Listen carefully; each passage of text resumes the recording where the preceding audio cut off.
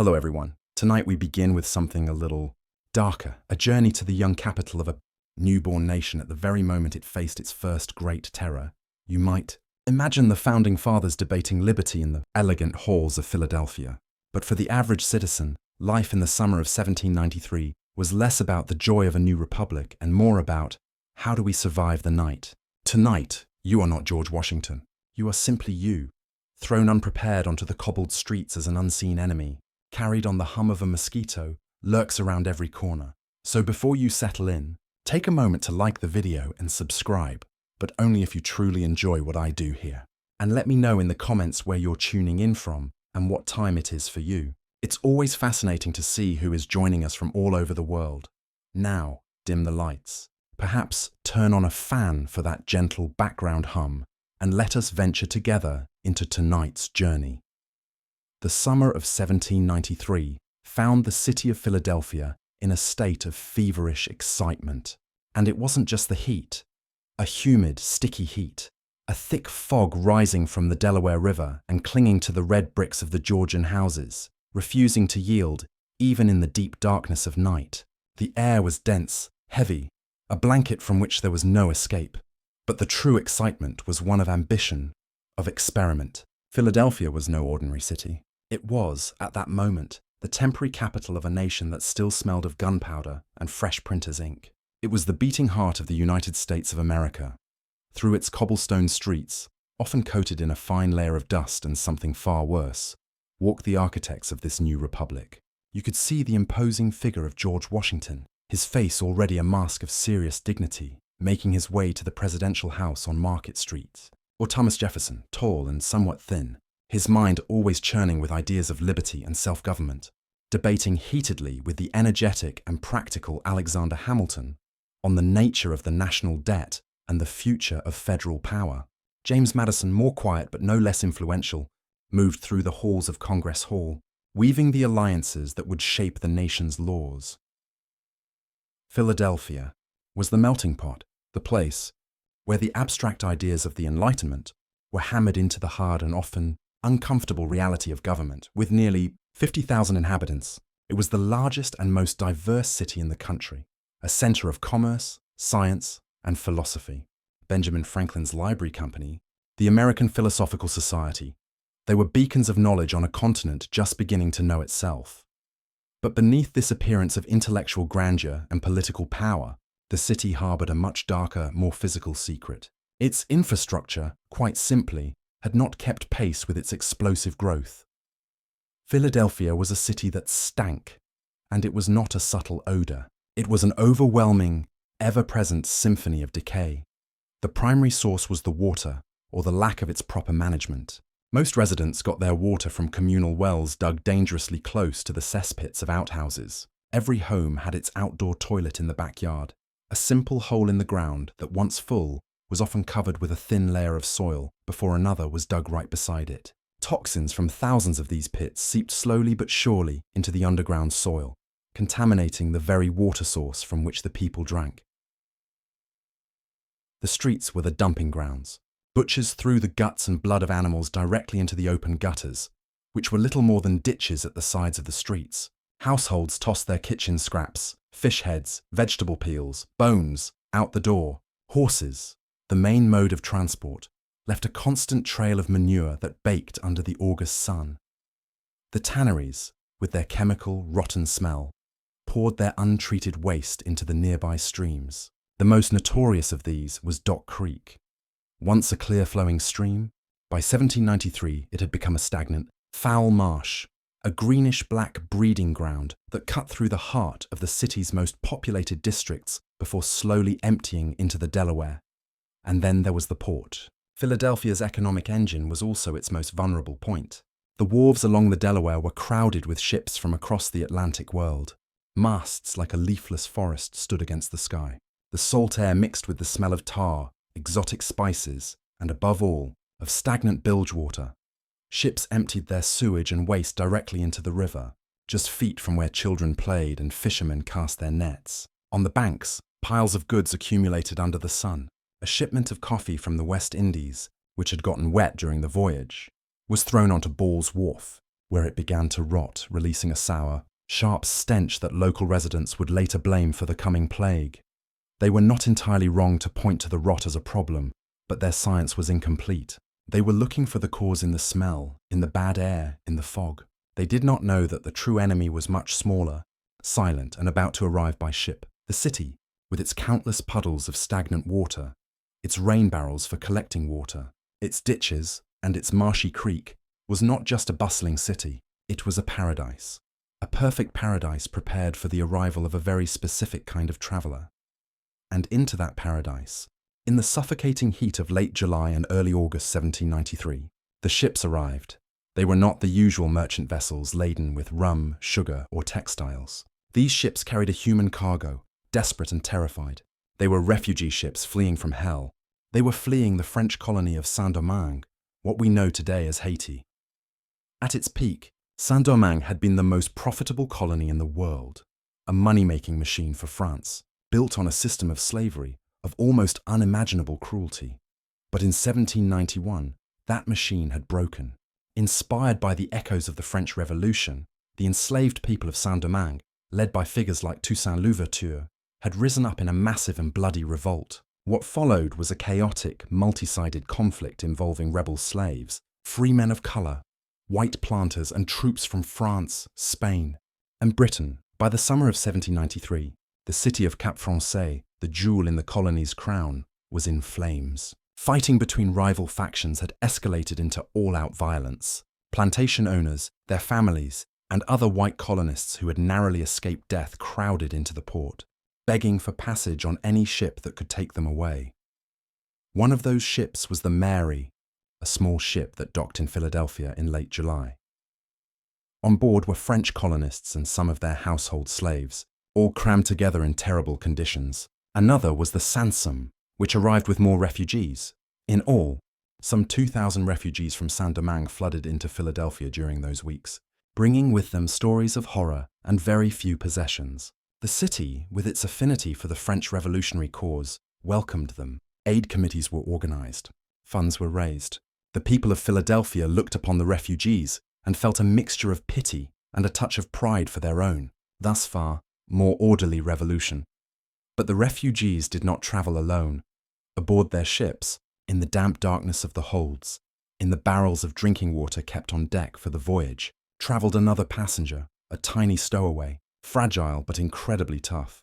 It was not a bacterium. It was not a virus that travelled from person to person through the air. It was the vector, the carrier. It was the Aedes aegypti mosquito. This particular mosquito is a creature of refined tastes. Unlike others of its kind, it overwhelmingly prefers human blood to that of other animals. It is stealthy, often biting ankles and elbows, going unnoticed, and it does not need a great swamp to reproduce. Any small collection of clean, stagnant water is enough. A saucer beneath a flower pot, an old tire, a clogged gutter, or crucially, a water barrel on the deck of a ship. The eggs of the Aedes aegypti are extraordinarily hardy. They can survive for months in a dry state, waiting patiently for moisture to bring them back to life. The ships fleeing Cap Français were unknowingly floating incubators. Female mosquitoes, having already fed on the blood of people infected with yellow fever in the Caribbean, where the disease was common, laid their eggs on the inner walls of the water barrels. During the 2-week voyage to Philadelphia, those eggs hatched. The larvae wriggled in the water, developed into pupae, and finally emerged as adults, ready to fly, feed, and reproduce as soon as the ship docked. When the refugees stepped off the ships on the Philadelphia docks, exhausted and traumatized, an invisible cloud of infected mosquitoes stepped off with them. They flew silently into the city, a new and promising hunting ground, and they found the paradise that awaited them, the streets of Philadelphia, with rain barrels in every backyard to collect water, a practice recommended by Dr. Benjamin Rush himself to have water on hand in case of fire. With its ditches full of stagnant rainwater, its flooded cellars, and thousands of forgotten containers, were an open buffet for reproduction. The local population of Aedes aegypti mosquitoes, which already existed in the city, but had thus far not been exposed to the virus on a large scale, joined the feast. A healthy mosquito bit a sick refugee. The mosquito became infected, and then that infected mosquito bit a healthy Philadelphian. The cycle had begun.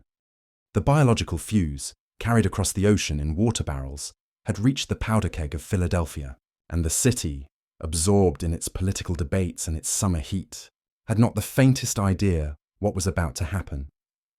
It all began, as great catastrophes often do, quietly, almost invisibly, a handful of isolated cases in the neighborhoods near the river, the poorest, the dirtiest, the most crowded.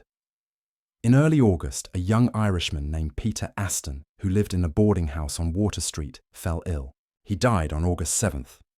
A few days later, a French woman staying in the same house also sickened and died. Then another lodger. Local doctors, like Dr. James Hutchinson, were called and were confused. The symptoms were alarming and above all strange. They did not resemble the usual bilious fever that was common in Philadelphia's summers. The disease began normally enough. A sudden onset of high fever, chills, an excruciating headache that felt as if it would split the skull, and a back pain so intense that patients said it felt as though their bones were breaking. The eyes would redden. The face would flush. So far, it could have been a severe flu or any other summer fever. But after 3 or 4 days of this torment, something peculiar would happen. The fever would break. The headache would lessen. The patient would feel weak, exhausted, but noticeably better. A false dawn. A cruel pause that offered an illusory hope to the families and the sick themselves. They thought the worst was over, that they were on the road to recovery. This recovery lasted barely a day, sometimes only a few hours, and then the disease would return with redoubled fury. This was the second stage, the toxic phase. The fever would spike again, but this time the patient's body began to surrender. The liver started to fail, unable to process bilirubin, a waste product of red blood cells. The patient's skin and the whites of their eyes would begin to take on an unsettling yellowish color. It was this yellowing that gave the disease its popular and descriptive name, yellow fever. But the yellowing, though visually alarming, was only the beginning. The kidneys would also begin to fail, and then the bleeding would start.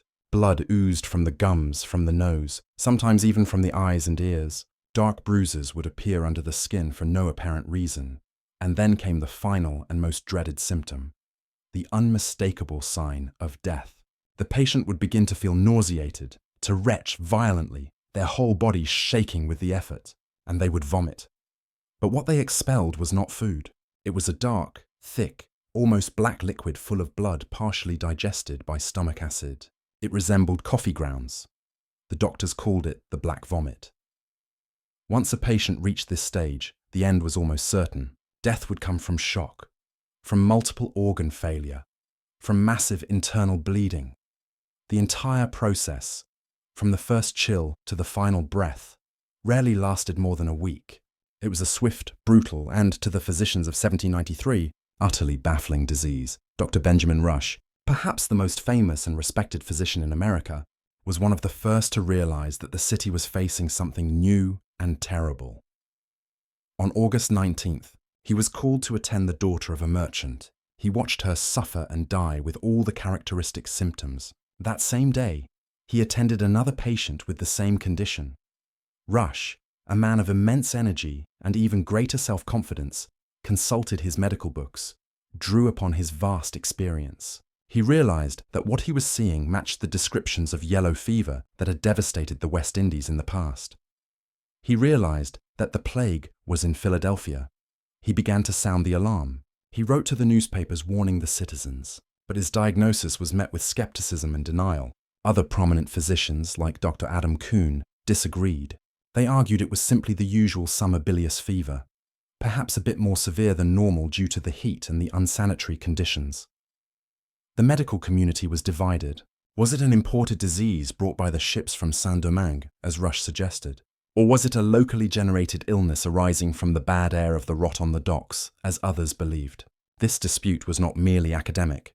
It had enormous practical implications. If the disease was imported and contagious from person to person, the solution was quarantine. Isolate the sick, close the port. But if it was generated locally by the bad air, then quarantine was useless. The solution, in that case, would be to clean the city, and for those who could afford it, to flee to a place with purer air. While the doctors debated, the death toll began to rise rapidly. From a handful of cases in early August, it grew to 10, then 20 deaths per day. The church bells, which traditionally tolled to announce each passing, began to ring with such a mournful and constant frequency that the authorities finally asked them to cease, for fear that the endless sound would provoke even greater panic. The initial panic was not an explosion, but a growing sense of unease. People began to notice the increase in funeral processions in the streets. They began to hear stories of entire families wiped out in a matter of days. They began to distrust their neighbours, the air they breathed, the fruit they bought at the market. Those with the means to do so, the wealthy, began to pack their bags in silence. Carriages laden with trunks and furniture began to leave the city under the cover of darkness, heading for the countryside, to Germantown, to anywhere away from the stench and the sickness. But for the vast majority of Philadelphia's inhabitants, the artisans, the dock workers, the poor, the growing community of free African Americans, fleeing was not an option. They were trapped in a city that was fast becoming a death trap, facing an invisible enemy that defied all the medical science of their age. They did not know that the true killer was not in the air, but in the nearly silent hum of a mosquito landing on their ankle as they slept. The summer in the capital had only just begun to show its true, terrible face. In the center of this whirlwind of guesswork and panic stood a figure of almost legendary stature in late 18th century Philadelphia, a man whose name was synonymous with the American Enlightenment, an intellect as formidable as his patriotism. His name was Dr. Benjamin Rush. Rush was not merely a physician. He was a force of nature, an institution unto himself, a signer of the Declaration of Independence, treasurer of the U.S. Mint, a social reformer, an abolitionist, and perhaps the most celebrated physician in the entire young nation. His reputation was as solid as the bricks of Independence Hall, where he had helped to forge the destiny of a country. When he spoke, people listened, and in the suffocating August of 1793, everyone waited desperately for him to speak. On August 25th, with the city humming with fear and rumors spreading faster than the disease itself, Rush convened an emergency meeting of the College of Physicians of Philadelphia. This was no simple club of doctors. Founded in 1787, the college was the nation's foremost medical authority, an elite body composed of the city's most respected and educated practitioners. They gathered at their headquarters, a place of serious debate and scientific discussion, to confront an invisible enemy that mocked their collective understanding of medicine. The atmosphere in the room must have been tense, heavy with the weight of responsibility. Every man there knew that the lives of their fellow citizens depended on their wisdom. The initial debate centered on the most fundamental question: where did this plague come from? The attention of most turned almost immediately to the bustling Arch Street wharf. Weeks earlier, a shipment of coffee had arrived from the island of Saint-Domingue, fleeing the revolution that burned there. Some of that coffee had been left to rot on the wharf under the relentless August sun. The stench was legendary, a putrid and offensive fog that clung to the air, so thick that nearby residents complained they could taste it. For the physicians of the 18th century, educated in the ancient theories of Hippocrates, this was an almost perfect culprit, a foul and powerful odour emanating from decaying organic matter, which coincided with the epicenter of the outbreak. The logic seemed solid. Dr. Isaac Cathrall, one of the members, even performed a kind of autopsy on the pile of coffee, declaring that its sharp smell was the undoubted source of the harmful gas that now plagued the city. Based on this theory, the College of Physicians issued its first set of public recommendations. It was a list of common-sense measures filtered through the lens of the era's science. They advised citizens to clean the streets and gutters, a sensible measure regardless of the cause. They recommended avoiding contact with the sick, a nod to the possibility of contagion, though the bad air theory was dominant. They suggested carrying vinegar or camphor on handkerchiefs to purify the air one breathed while walking down the street, in a move that seems quaint today but was then considered a cutting-edge public health measure. They called for cannons to be fired in the streets. The idea was that the explosions and gunpowder smoke would disrupt and purify the stagnant, disease-filled air. They also requested, poignantly, that the tolling of church bells for funerals be done in moderation, not to stop death or purify air, but to prevent the constant sound of mourning from plunging the surviving population into a paralyzing despair. The college's response was a perfect reflection of the medical crossroads at which they stood. It was a measured and rational attempt to apply the available science to an overwhelming crisis. Yet their advice, though well-intentioned, was like trying to put out a forest fire with a teacup. The plague cared not for vinegar, nor was it intimidated by the roar of a cannon. The enemy was far more cunning, and its method of attack was at the heart of a debate that divided not only the physicians of Philadelphia, but the entire Western medical world. It was a battle of ideas with life and death consequences, an intellectual war waged in hospital corridors and at the bedsides of the sick. The great question that loomed over everything was, did the disease float in the air, or did it jump from person to person? It was the fundamental battle between miasma and contagion. The miasma theory was ancient, elegant, and deeply intuitive. Its name comes from the Greek word for pollution, and its lineage traces back to the dawn of Western medicine. The central idea was simple. Epidemic diseases, especially fevers, were not caused by an agent that passed between people, but arose from the environment itself.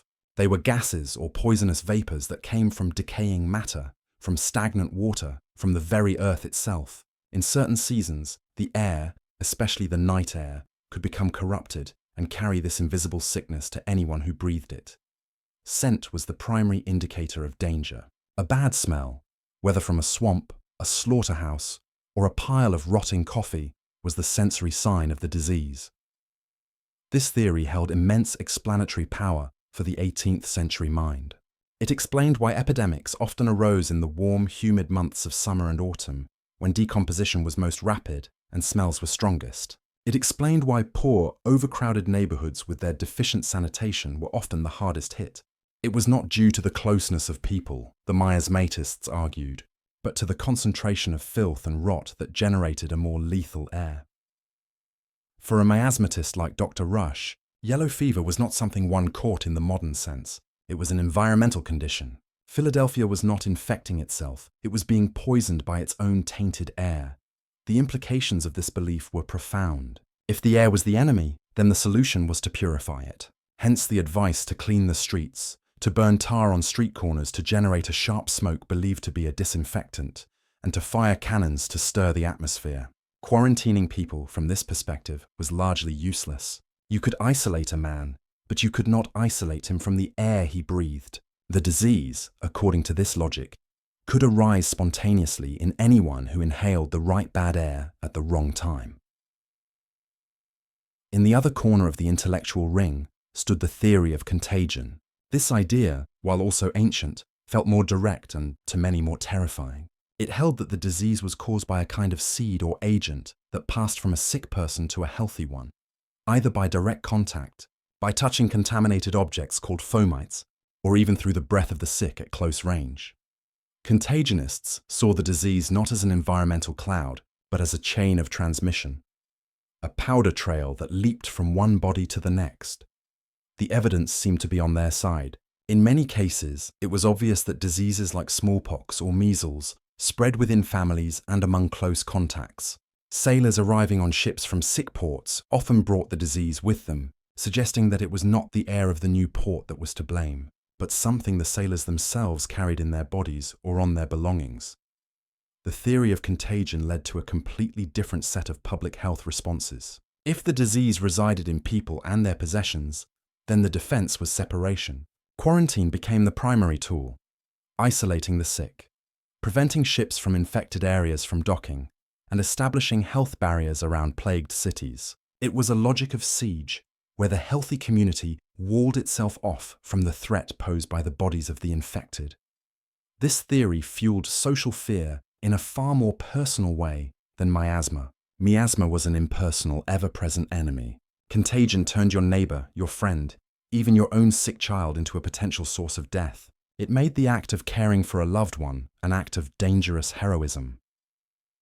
In Philadelphia in 1793, this theoretical battle was no mere academic exercise.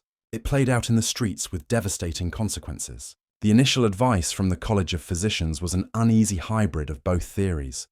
Clean the streets, miasma, but avoid the sick, contagion. This confused guidance left the average citizen bewildered. Should they fear the air or their neighbors? Should they open their windows to ventilate their homes or seal them to keep out the night air? Most of Philadelphia's physicians, including the influential Dr. Rush, leaned firmly toward the miasma theory. They believed the fever was of local origin, born from the rot of their own city, and that it was neither imported nor particularly contagious from person to person. This belief, held with the best of intentions and based on the most advanced science of its time, would have tragic consequences. It led to an emphasis on environmental cleanliness while underestimating the ease with which the disease could spread in a dense urban setting, and most importantly, this belief in a local, non-contagious origin freed Benjamin Rush to focus not on prevention through isolation, but on the search for a cure, a radical, aggressive and, in his own words, heroic cure. A cure that would define the epidemic as much as the disease itself. As August turned into an ever hotter and deadlier September, Dr. Rush's faith in moderate sanitary measures began to crumble. Cleaning the streets and firing cannons were not working. The death curve was not flattening, it was shooting skyward like a rocket. The death carts, once an occasional sight, now rattled over the cobblestone streets day and night, their drivers crying out their grim call, "Bring out your dead." Rush, working tirelessly, visiting dozens of patients a day, was overcome by a sense of powerlessness. His conventional treatments, rest, broths, Peruvian bark, a source of quinine, wine, were useless against the fever's fury. He watched his patients pass through the terrible stages, the initial chills, the searing fever, the deceptive period of calm, and then the fever's return with yellowing, bleeding, and the dreaded black vomit. They died in agony, and he, the most famous physician in America, could do nothing to stop it. In his desperation, Rush plunged into his extensive library, frantically searching through ancient medical texts for any clue, any forgotten account of a similar epidemic that might offer a solution. It was then that he stumbled upon a dusty manuscript written 50 years earlier, in 1741, by a Dr. John Mitchell of Virginia. The manuscript described an outbreak of yellow fever in that colony and detailed a treatment that Mitchell claimed to have used with some success. Mitchell's approach was anything but gentle. It was based on the idea that the fever was a convulsive tension in the blood system and that the body was filled with putrid bilious humours in the stomach and intestines. To combat this, Mitchell advocated for a drastic intervention. First, to violently purge the digestive system, and second, to drain blood to relieve the pressure. For Rush, reading this manuscript was like a divine revelation. It was the answer he had been searching for. The disease was an overwhelming force, and it could only be defeated with an equally overwhelming force. Gentleness had failed. It was time for war. He adopted and adapted Mitchell's protocol, turning it into his own system of treatment, a system that would go down in medical history under the name heroic medicine. His cure was based on two twin pillars of bodily evacuation, two brutal methods, designed to expel the disease from the patient's body by any means necessary.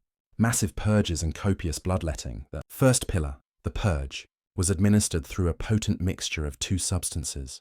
The first was jalap, a plant-based purgative that caused cramping and diarrhea. But the true star of the concoction was calomel, or mercury chloride. Calomel was a heavy white powder and a purgative of almost unimaginable violence.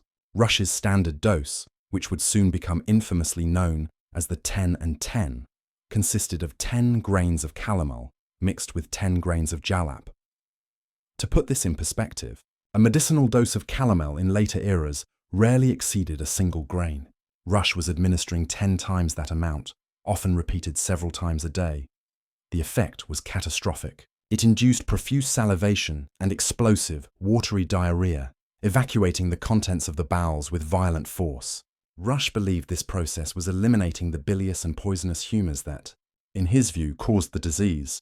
What he was actually doing was causing severe dehydration, an electrolyte imbalance in patients already weakened by fever, and an inability to retain fluids. Furthermore, he was administering massive doses of mercury, a notorious poison. Patients who survived the treatment often suffered the long-term effects of mercury poisoning: loss of teeth and hair, neurological damage, and sores in the mouth and gums.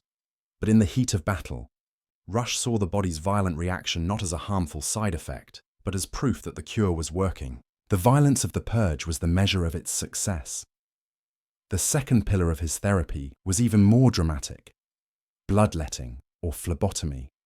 The practice of bleeding patients was one of the oldest and most revered traditions in medicine. It was based on the humoral theory that health depended on a perfect balance among the four bodily fluids: blood, phlegm, yellow bile, and black bile. Fever, according to this theory, was often the result of a plethora, an excess of blood, which caused inflammation and tension in the blood vessels. The logical solution was simple: remove the excess blood. Armed with a lancet, a small sharp blade often housed in an elegant ivory or tortoiseshell case, Rush would open a vein, usually in the patient's arm, and drain the blood into a ceramic or pewter bowl. But Rush did not practice bloodletting in moderation. He took it to unprecedented extremes. While standard practice might involve drawing a few ounces of blood, Rush advocated for bleeding to the very edge of consciousness. He believed the amount of blood drawn should be proportional to the violence of the disease. He instructed his assistants and followers to bleed patients until they nearly fainted, a state known as syncope, believing that this loss of pulse indicated that the arterial tension had been overcome. The records are chilling. Rush boasted of having drawn as much as 80 ounces, 5 pints, or roughly 80% of an adult's total blood supply, from a single patient over the course of several days. He drew 4/5 of a man's life force to save him. The bowls filled with dark, thick blood, which Rush interpreted as proof of its putrid nature. In reality, venous blood is naturally darker, and it thickens as the body becomes dangerously dehydrated. He was draining the life and oxygen from his patients, weakening their hearts and pushing them towards shock, all in the name of healing. This dual approach of purging and bleeding became Dr. Rush's gospel. He applied it with the fervor of a crusader. He raced through the city from house to house, barely sleeping, his clothes often stained with the blood and other fluids of his patients. He taught his method to his apprentices and to anyone who would listen. He published pamphlets and letters in the newspapers proclaiming the effectiveness of his cure and giving detailed instructions so that people could apply it to themselves and their families in a city deprived of its doctors, many having fled, fallen ill, or died. Rush's system offered something people desperately craved: a plan of action. It was a clear, decisive, and above all, heroic regimen. It gave people the sense that they were actively fighting the disease rather than passively succumbing to it. Of course, not everyone in the medical community was convinced. A significant number of physicians, especially those with French training, like Jean Devers, who worked at the Bush Hill Hospital, were horrified by Rush's methods. Devers and his colleagues advocated for a much gentler, almost modern approach. Rest, fresh air, hydration with lemonade and port wine, and cool baths to lower the fever. It was supportive care designed to help the patient's body fight the disease on its own. The division between these two camps was bitter and was fought in the public press. Rush's followers hailed him as a savior, the only doctor brave enough to take the drastic measures required. His detractors, like the publisher William Cobbett, nicknamed him the bleeder of bleeders and accused him of murdering his patients with his poisonous cures and excessive bleedings. But in the Philadelphia of 1793, the voice of Benjamin Rush, powered by his immense reputation and superhuman energy, drowned out all others. His heroic cure became the standard treatment. Terrified citizens, at the first sign of fever, subjected themselves or their loved ones to mercury purges and nearly fatal bloodlettings. It is impossible to know how many people died from the treatment rather than the disease, but it is undeniable that Rush's heroic cure added a new layer of terror and suffering to a city already on its knees. Dr. Rush, in his zeal to conquer the plague, had himself become a kind of plague. A man convinced he was saving Philadelphia while, with the best of intentions and the worst of medicine, he helped to empty it.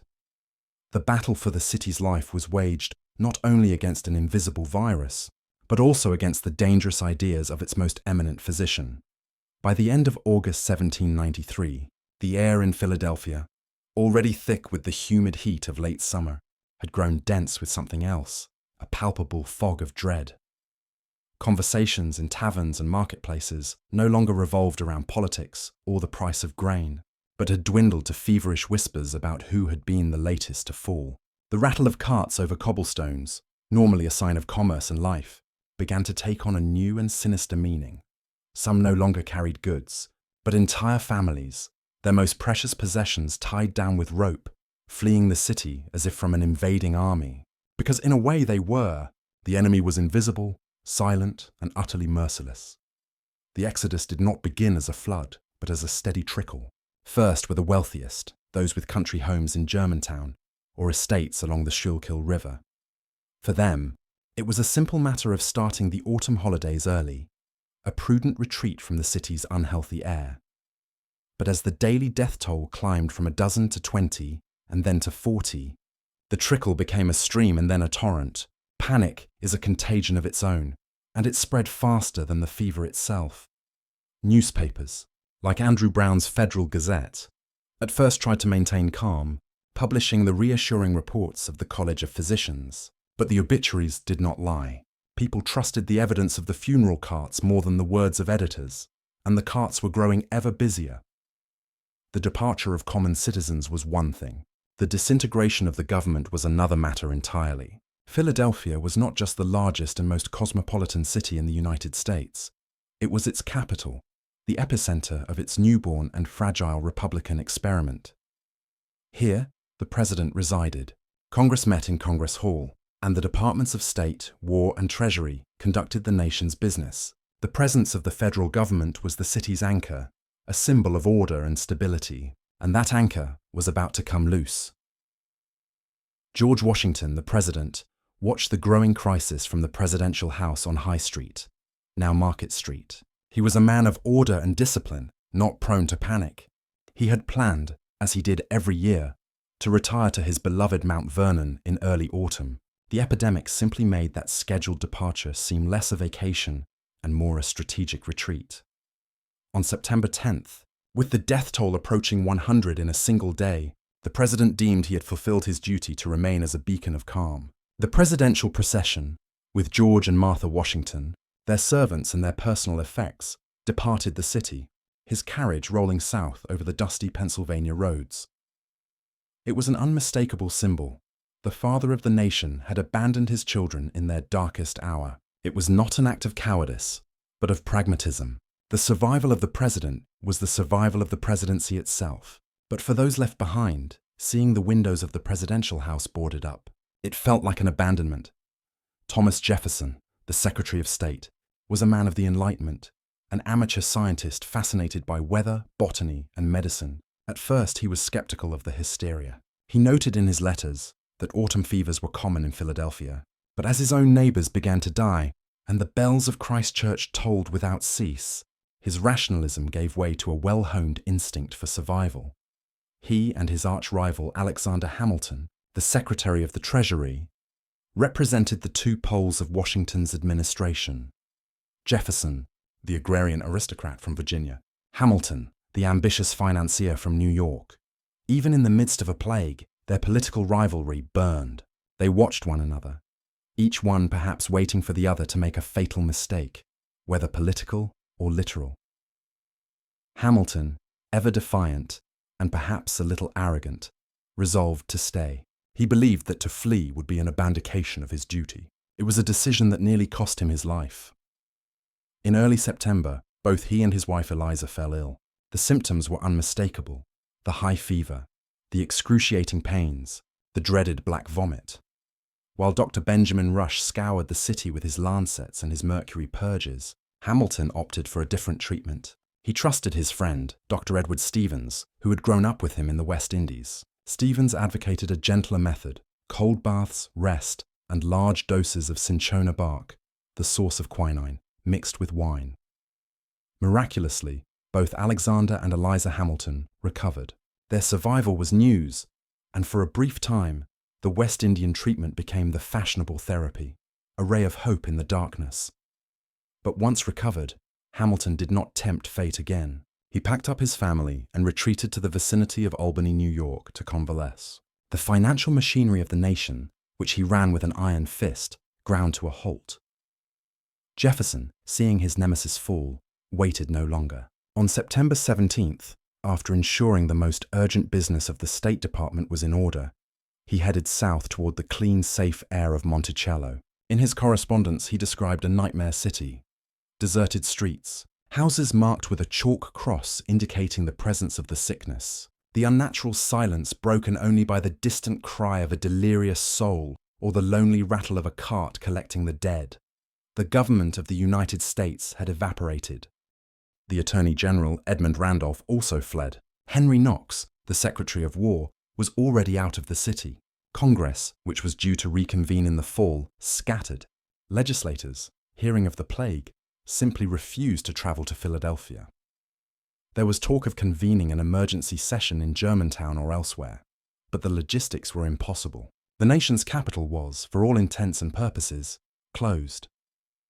By the end of September, nearly 20,000 people, almost half of Philadelphia's population, had fled. Those who remained were those who could not afford to leave, those who were too sick to travel, or those who, out of a sense of duty or a strange resignation, chose to stay and face the horror. The city became an empty shell, a city of the dead ruled by fear and disease. Businesses were shuttered. The port, normally bustling with ships and sailors, was eerily quiet. Anchored vessels rotted at their moorings. Neighboring cities like Baltimore and New York established quarantines and armed patrols on the roads, treating any refugee from Philadelphia as an outcast, a potential carrier of death. The largest city in North America had become an island, cut off from the world and abandoned to its fate by its own leaders. The great Republican experiment seemed to be failing its first existential test. The government had saved itself, but it had left its capital to rot from within. And in the vacuum left by power and authority, on the deserted streets where order was crumbling, a community, one that most of white Philadelphia barely recognized as part of its city, was about to step forward. In the vacuum of power and panic, as the carriages of the rich and powerful kicked up dust on the roads leading out of Philadelphia, a group of men gathered in a small schoolhouse. They were not statesmen or wealthy merchants. They were the leaders of the Free African Society of Philadelphia, and they faced a decision of daunting proportions. The society, founded in 1787 by Richard Allen and Absalom Jones, was far more than a simple church or social club. It was the beating heart of the city's free black community, a safety net, a community bank, and a center for political and spiritual organization. All in one. Allen, a former slave from Delaware who had purchased his own freedom, was a Methodist preacher of formidable eloquence and strength of character. Jones, also born into slavery, had worked diligently for years to buy his wife's freedom and then his own, becoming a respected lay leader. Together, they represented the tenacity and aspiration of Philadelphia's more than 2,000 free black residents. The reason their help was sought was based on a tragic and fatal piece of medical misinformation. Dr. Benjamin Rush, the city's most prominent medical figure, and a man who, for all his contradictions, was a sincere abolitionist, had made an observation. During the first days of the epidemic, he seemed to notice that very few of the patients were of African descent. From this limited anecdotal observation, he leapt to a far-reaching conclusion, one he published with all the authority of his station. He declared that black people possessed a natural immunity, or at least a significant resistance, to yellow fever. The theory, though completely wrong, had a veneer of logic to the 18th century mind. It was widely believed that diseases were tied to climate and the temperament of peoples. Since yellow fever was common to parts of Africa and the Caribbean, it seemed plausible that people of African descent had developed an inherent protection. Mayor Matthew Clarkson, a good but overwhelmed man struggling to maintain some semblance of order in his dying city, clung to Rush's theory like a lifeline. With most of the white nurses and gravediggers dead, sick, or fled, the city desperately needed someone, anyone, to take over the most dangerous and essential tasks. Clarkson made a formal appeal to the Free African Society, asking its members to serve as nurses for the sick and to handle the burial of the dead. The request placed Allen and Jones in an incredibly difficult position. On one hand, the plea was based on a racist premise, the idea that their bodies were fundamentally different and better suited to hazardous work. On the other, it presented an unprecedented opportunity.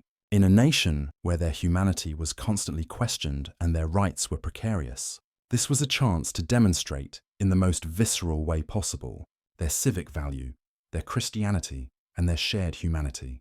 They could be the saviors of the very city that in normal times treated them with contempt and suspicion. After deep deliberation and prayer, Allen and Jones made their decision. They would accept the mayor's call. They gathered the members of their community and laid out the situation. The response was overwhelming. Men and women volunteered, believing, as the city's best doctors had told them, that they were safe from harm. They became the front line of defense for a city under siege. Their work was more than heroic. It was the very infrastructure that prevented Philadelphia's total collapse. Members of the Free African Society went into the homes of the sick, both black and white. They did what terrified family members no longer dared to do. They held the heads of the dying, gave them water, changed their soiled linens, and listened to their last delirious confessions. They performed these acts of intimate compassion for strangers, knowing that each room contained an almost certain death for their patients. When death inevitably came, their work continued. The process of handling the bodies was particularly gruesome and dangerous.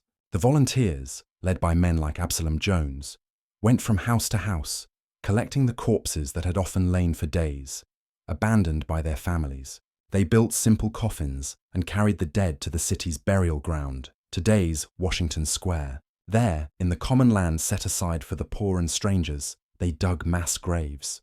There was no time for individual ceremonies. The bodies were lowered, sometimes dozens at a time, and covered with earth. Jones, in particular, became known for his tireless labor, personally driving the death cart through the silent streets, his figure a grim but reassuring presence in the city's nightmare. The work was exhausting, physically and emotionally, but the true tragedy had yet to reveal itself. By mid-September, the comforting lie of black immunity began to crumble. Members of the African American community began to fall sick and they began to die. The same fever, the same agonizing symptoms. Dr. Rush had been catastrophically wrong. His theory, built on flawed observation and the biases of the age, proved to be a death sentence. Allen and Jones watched their friends, their neighbors, the brave volunteers they had recruited, succumb to the very plague they were fighting. Richard Allen himself contracted the disease. He submitted to Rush's brutal treatments of bloodletting and purges and, against all odds, survived, though weakened. Faced with this horrific revelation, they could have stood down. They could have said, justifiably, that they had been deceived, sent on a suicide mission under false pretenses. No one would have blamed them, but they did not. Despite the now known danger, despite the betrayal of medical science, Allen, Jones, and the community of the Free African Society continued their work. Their motivation was no longer a belief in their own safety, but a profound and extraordinary sense of duty and human compassion. They kept nursing the sick, white and black alike. They kept burying the dead. Their heroism, already remarkable, was transformed into something almost superhuman. They were looking death in the face each day, knowing they had no special protection, and still they did not flinch. In all, an estimated 240 of Philadelphia's black residents died from the fever, a mortality rate proportionally similar to that of the white population. Their sacrifice was immense, and their reward, when the epidemic subsided, was slander. The publisher, Matthew Carey, in his popular account of the plague, included accusations that some black nurses had plundered the homes of their patients and charged high prices for their services. While there may have been isolated cases of opportunism, as there were among whites, the charge tarnished the collective sacrifice of the entire community. In response, Richard Allen and Absalom Jones wrote their own account, a pamphlet titled A Narrative of the Proceedings of the Black People During the Late Awful Calamity in Philadelphia.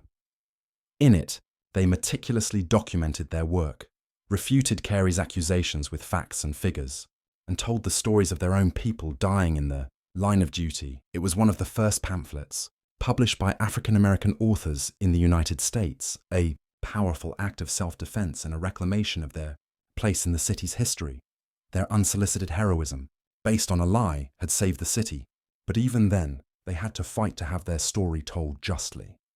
At the heart of Philadelphia's disintegration, the city's most marginalized community had proven to be its strongest pillar. While the members of the Free African Society waged their brave, organized battle against the disease, the city's social fabric around them was unraveling thread by thread. The epidemic did not just attack bodies, it corroded the very bonds that held society together. Family, trust, community, and law, fear, a universal acid, dissolved the most sacred obligations and ingrained customs. laying bare the raw core of individual survival instinct. The first and most shocking collapse occurred within the home, the hallowed sanctuary of 18th century life. Bonds of blood, thought to be unbreakable, shattered with terrifying ease. When the fever entered a house, it often did not take a single victim, but moved through a family like a fire. At first, healthy relatives would nurse the sick, but as they witnessed the inevitability of death and the terrifying contagion, filial and spousal love often gave way to a primal terror. The stories that emerged from the city were of an almost biblical desolation. Husbands abandoning their sick wives on their beds, sometimes even dragging them into the street to die alone so as not to contaminate the house. Parents locking the door to a sick child's room, passing food underneath until silence indicated the end had come.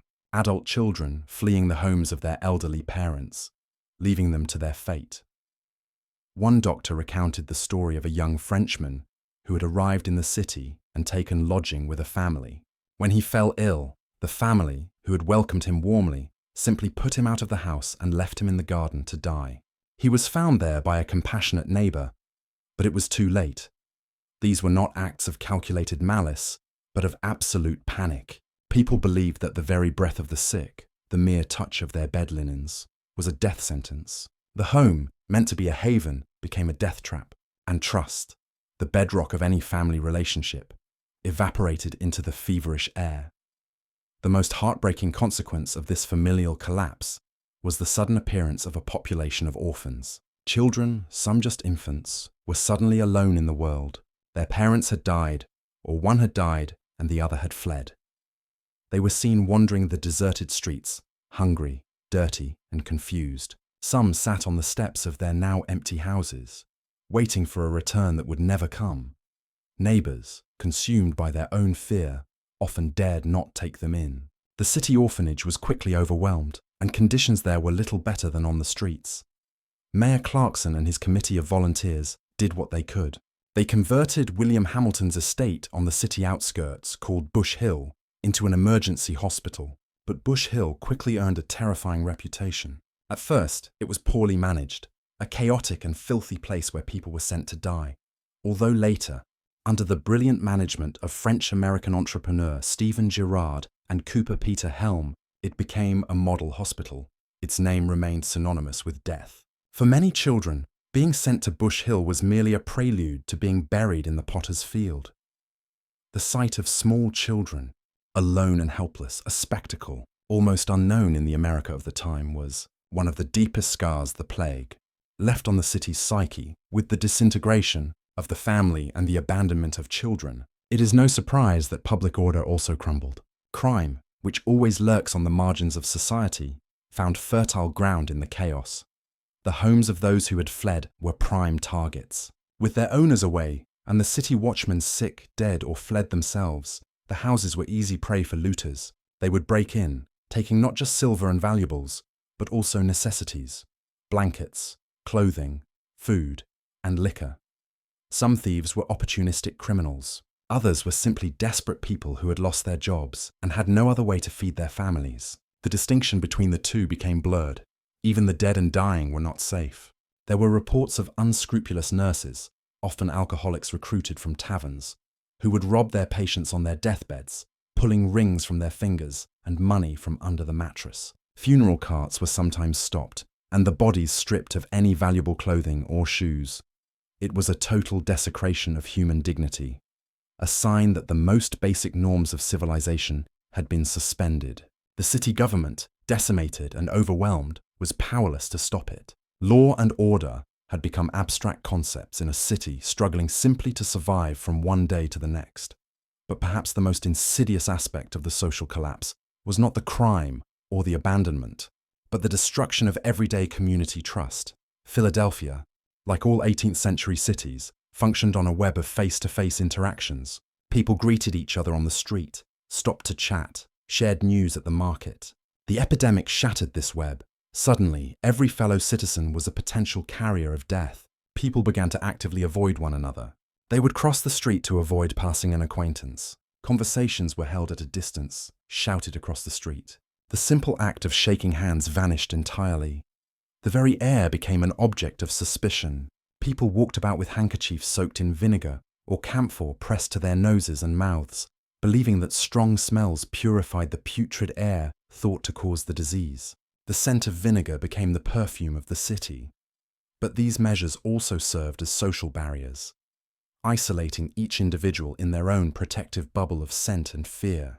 No one could be trusted. A neighbor who coughed, a friend who looked pale, a shopkeeper who was sweating too much, all became sources of mortal suspicion.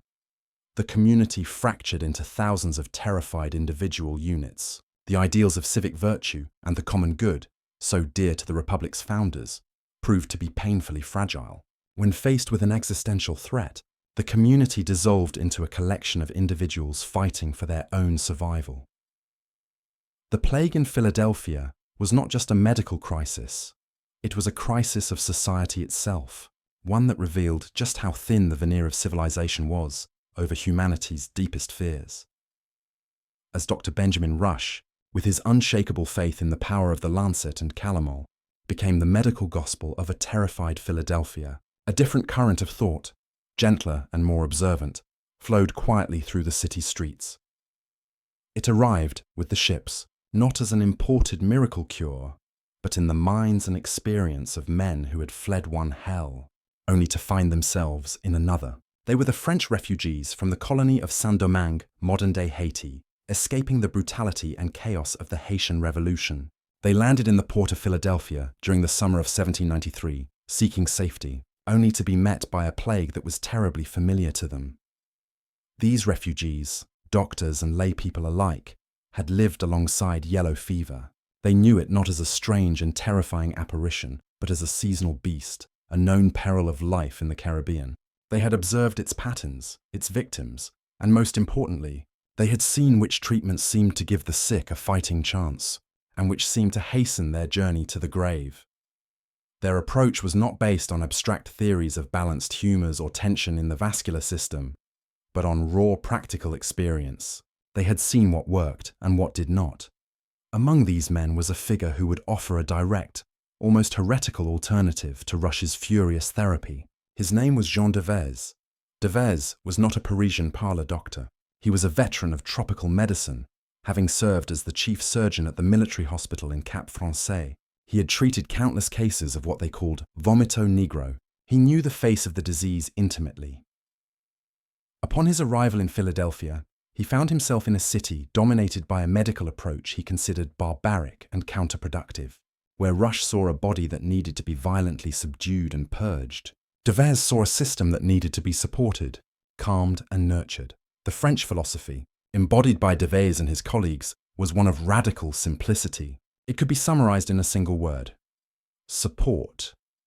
Instead of assaulting the patient's body in an attempt to expel the disease, they sought to bolster the body's own natural defenses. They dismissed massive bloodlettings. To them, to drain the blood from a patient already weakened by fever and vomiting was madness, an act that robbed the body of the very strength it needed to survive. Instead, they advocated for measures that would seem to us today almost common sense. They prescribed rest, absolute rest, in a well-ventilated room.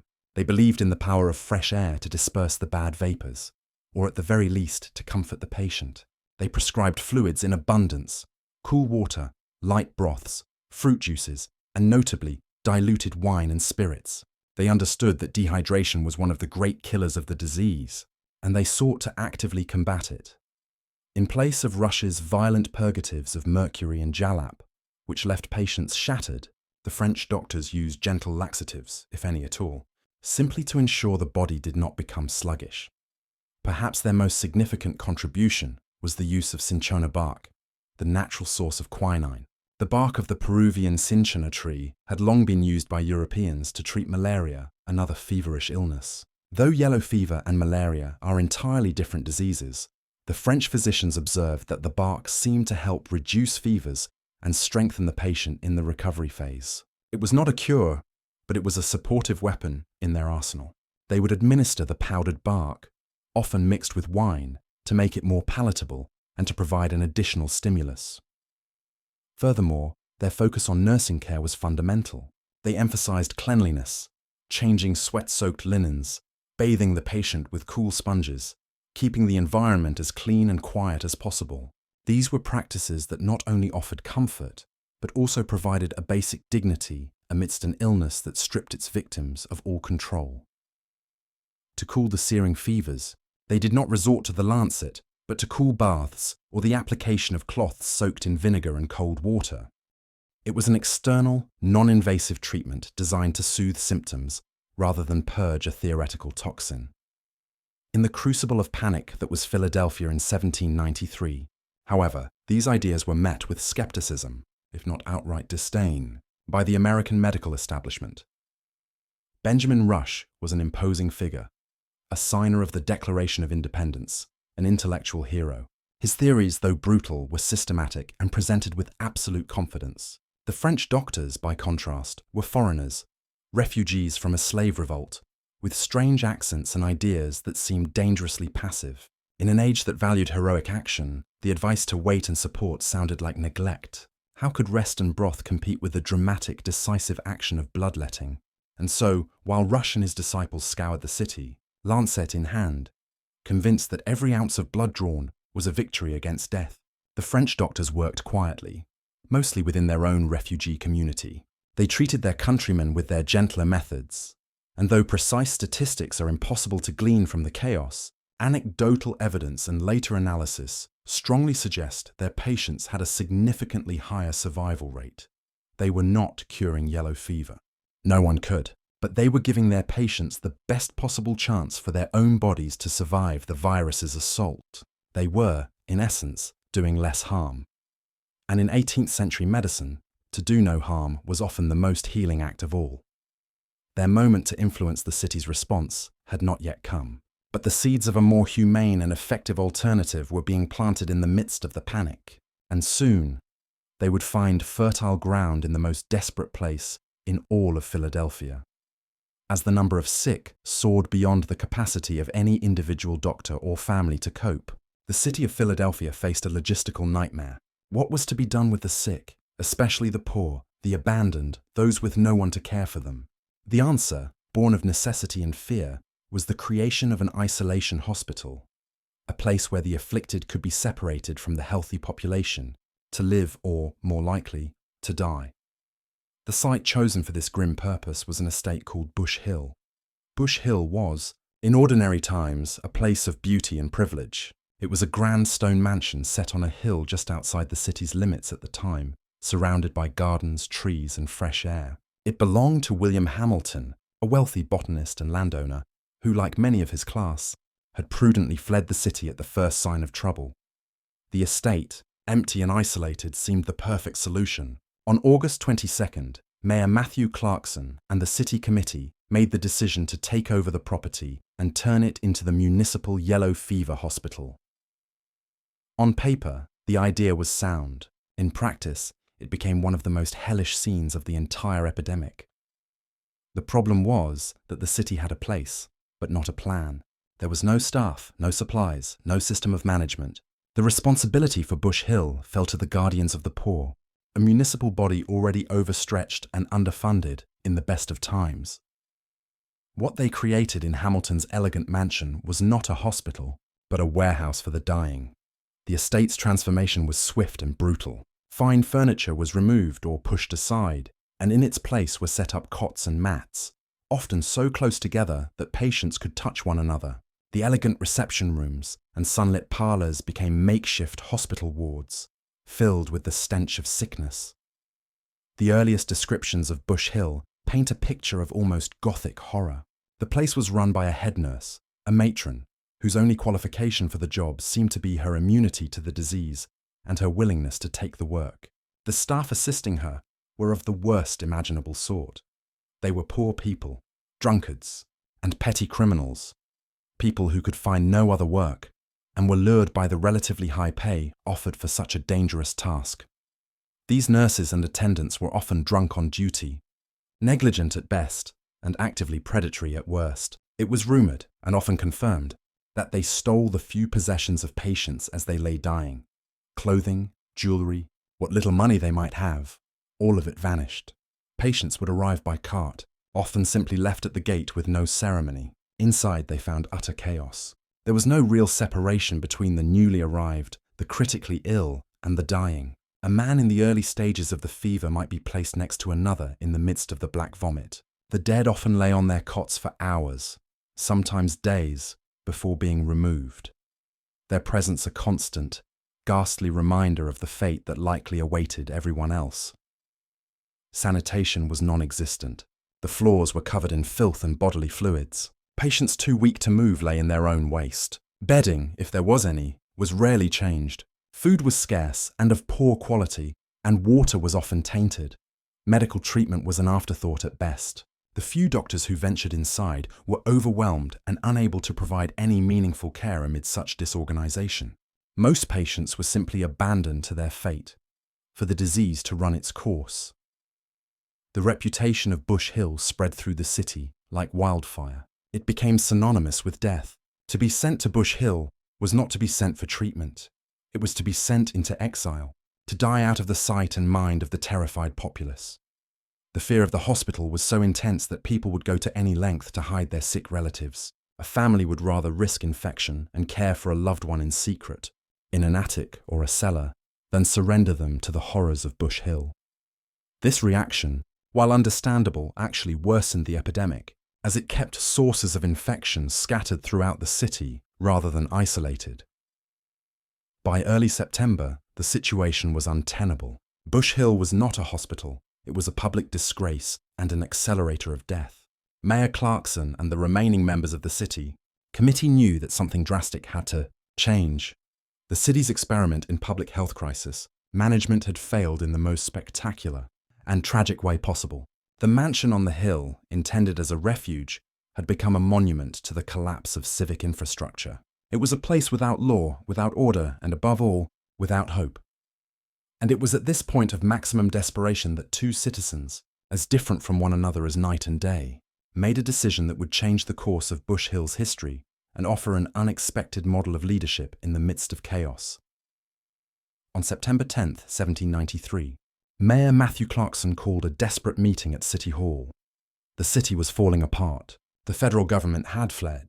Half the population had escaped, and those who remained lived under a pall of fear and death.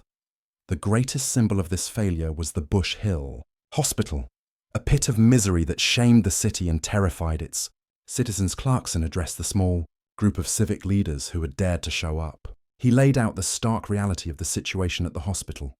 The neglect, the chaos, the theft, the needless death. The place needed new leadership, competent and courageous management. He made an appeal, almost a plea. Who would take charge of Bush Hill? A heavy silence filled the room. The request was extraordinary. Clarkson was not asking for a donation of money or the signing of a petition.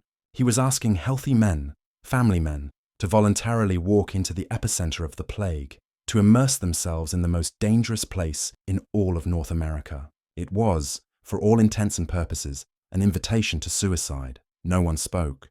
The men looked at one another, fear and doubt plain on their faces. Then one man stood up. He was not a politician or a doctor. He was a merchant, a financier, a man known for his toughness, his eccentricity, and his immense fortune. His name was Stephen Girard. Girard was a fascinating character, a French immigrant who had come to America with almost nothing and had built a shipping and mercantile empire. He was a short, stocky man, blind in one eye since childhood, which gave him a permanently intense gaze. He had a reputation for being ruthless in business, stingy and difficult. He was not a man given to public displays of sentimental charity. And yet, here he was, volunteering for a task everyone else dreaded. His voice, with its thick French accent, broke the silence. He would take charge. Girard's offer was so stunning that for a moment no one reacted. Then, inspired by his example, another man rose. He was, in many ways, Girard's polar opposite. His name was Peter Helm. Helm was not a wealthy tycoon. He was a cooper, a craftsman who made barrels. He was a man of deep faith, a member of the Moravian Church, known for his piety, his humility, and his solid work ethic. Where Girard was a secular deist, almost an atheist by the standards of the day, motivated by a code of pragmatism and civic order, Helm was moved by a sense of Christian duty, a call to serve the suffering.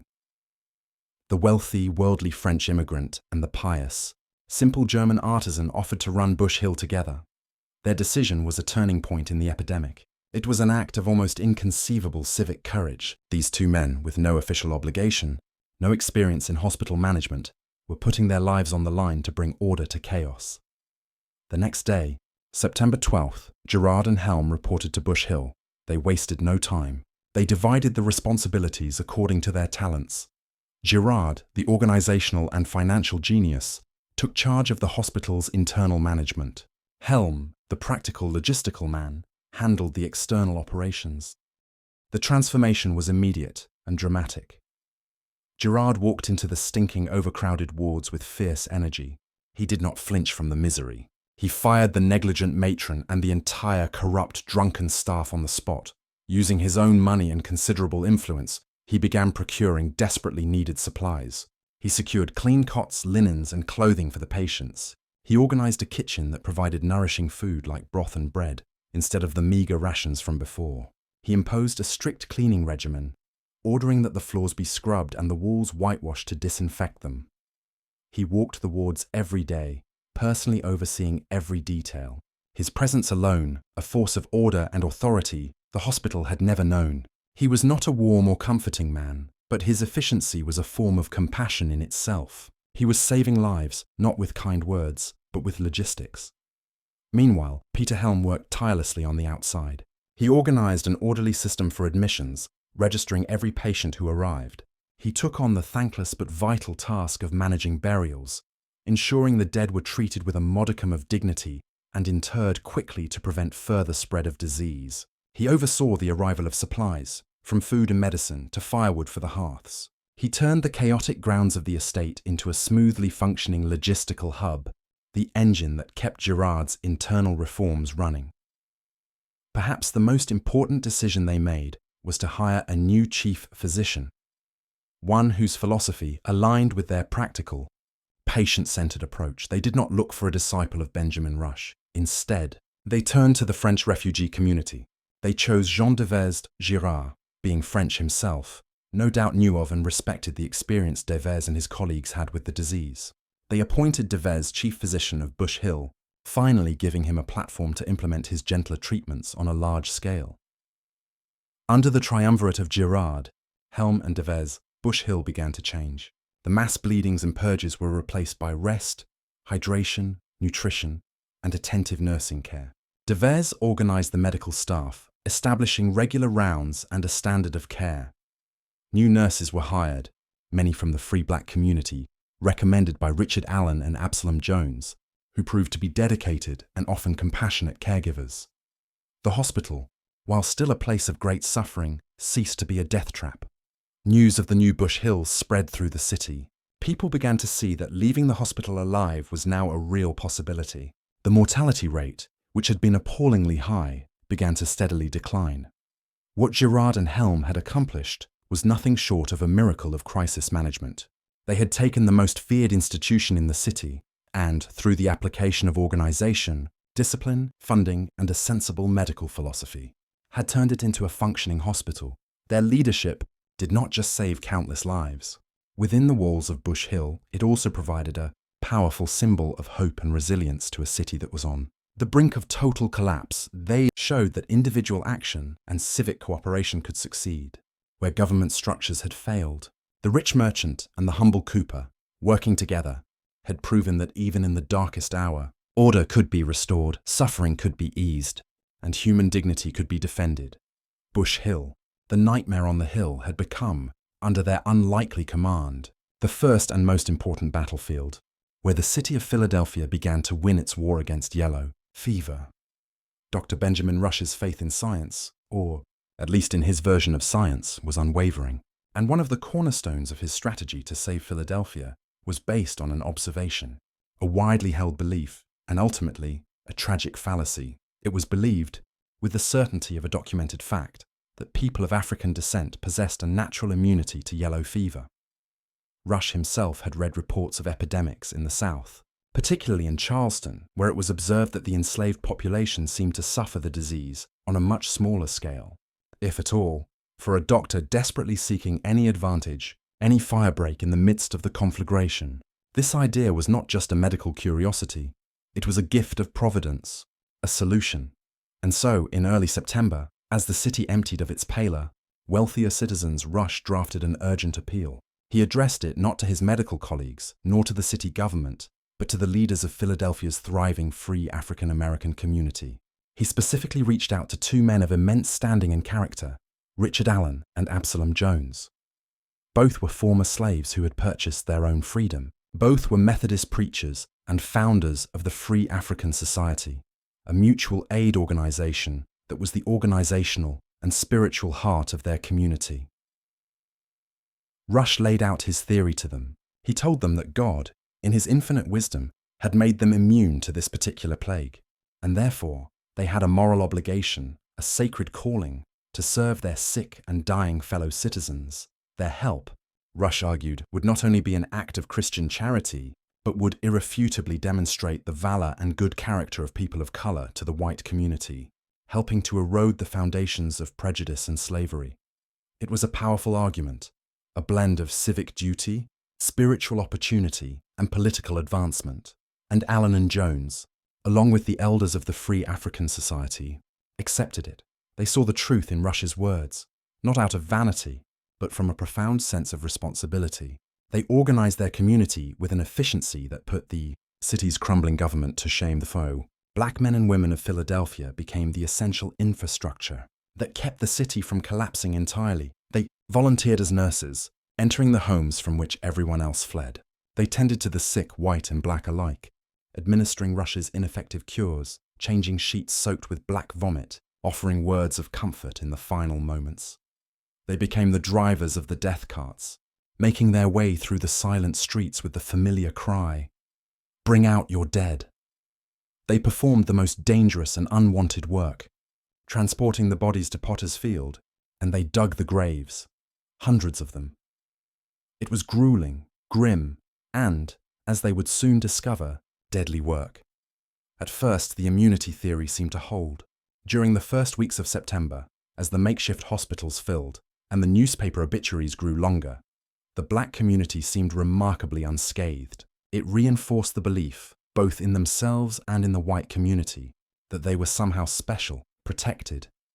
But then the cruel reality of virology, a science that did not yet exist, began to assert itself. It happened quietly at first. A nurse who had felt unwell, a cart driver who failed to report for work. Then the whispers became a murmur, and the murmur a cry of alarm. They were getting sick, and they were dying. The betrayal was twofold. First, it was a biological betrayal. The supposed immunity was a myth. It was true that some people who had grown up in regions of Africa or the Caribbean, where yellow fever was common, might have developed immunity in childhood after a mild infection. But the vast majority of Philadelphia's African-American population had been born in America. They had no more inherent protection against the virus than their white neighbors.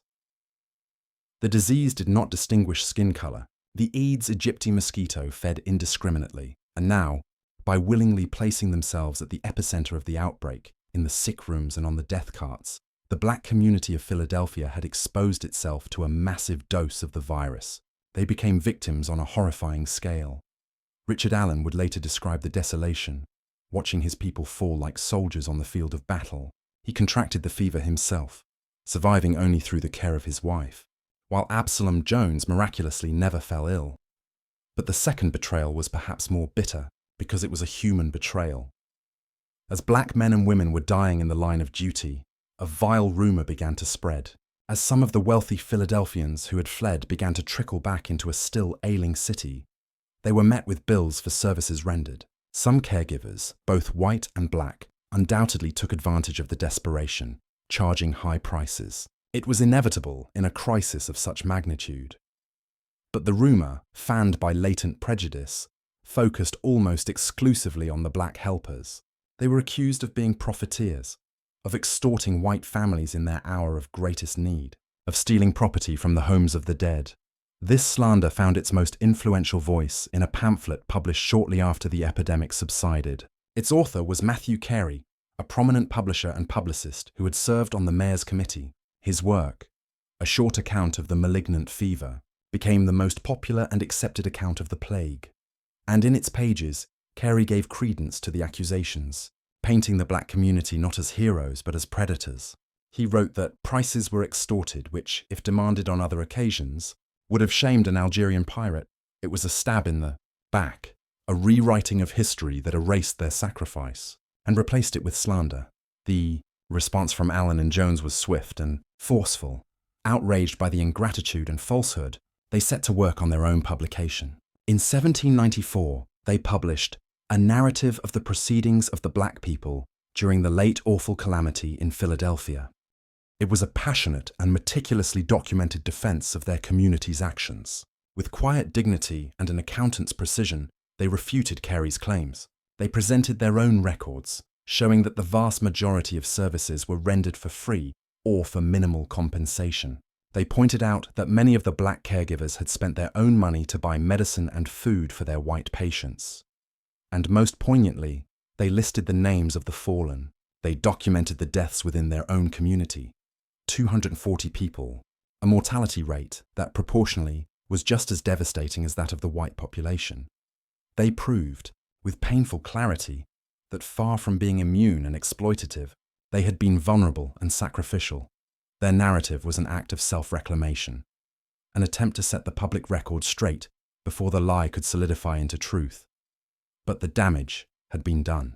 The belief in a special immunity was shattered, and in its place, the community that had stepped forward to save the city found itself defending against betrayal and prejudice. They had buried Philadelphia's dead, only to watch the city attempt to bury their honor. The month of October was a sustained hell, the peak of the plague. The machinery of death was operating at full capacity, and the only relief was exhaustion.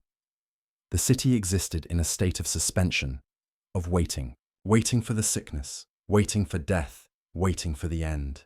No one knew what that end would be. The doctors continued to debate. Rush continued to bleed and purge. Others recommended wine and cinchona bark, and the people continued to die. The church bells, which had at first tolled for every departing soul, had been silenced by order of the mayor. Their constant tolling had become unbearable, an auditory reminder of the scale of the catastrophe. The silence that replaced them was, in some ways, worse. It was a dense, heavy silence, punctuated only by the muffled weeping behind closed windows and the rattle of the death cart's wheels over the cobblestones. The people prayed. They prayed for divine intervention, for a miracle, but they also watched the sky and felt the air, clinging to an older wisdom, a folk wisdom that was whispered from house to house. It said that great epidemics, the putrid fevers, could not survive the cold, that the heavy, stagnant air of summer and autumn was what harbored the bad vapors, the poison, but the clean, sharp air of winter would purge it. So as October bled away, Philadelphia was not just waiting for God, it was waiting for a frost. The change came gradually, almost imperceptible at first. In late October, the days, though often still sunny, lost some of their oppressive edge. The nights began to hold a chill that had not been felt in months. People would wake and notice a slight mist of their breath as they opened a window. It was a sign, a small promise. On October 28th, Benjamin Rush noted in his journal that the temperature had dropped considerably and that the number of daily deaths seemed to be lessening for the first time in weeks. It went from over 100 a day to 80, then to 60. The city dared to breathe a little deeper. Then, in the second week of November, it arrived, not as a dramatic storm, but silently, in the dark of night. A mass of cold air swept down from Canada, scouring the Delaware Valley. The temperature plummeted. Puddles of water in the streets, filled from the previous afternoon's rain, froze at their edges. And in the morning, citizens who peered from their windows saw a world transformed. A thin layer of white frost coated the rooftops, the front steps, and the fallen leaves in the untended gardens. The first hard frost of autumn had arrived.